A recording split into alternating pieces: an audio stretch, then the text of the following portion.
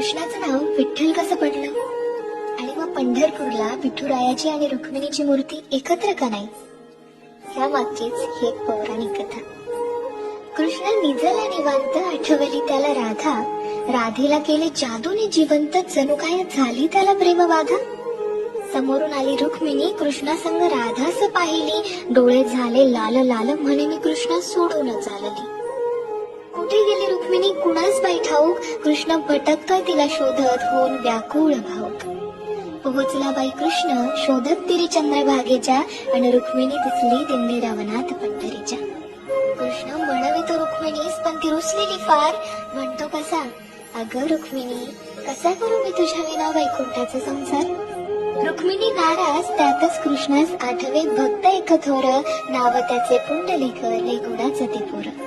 पुंडलिकाच्या घरी आली कृष्णाची गबाई स्वारी, पुंडलिक करीतो आई बापाची सेवा, ठेवून उभा विटेवर कृष्णाला दारी.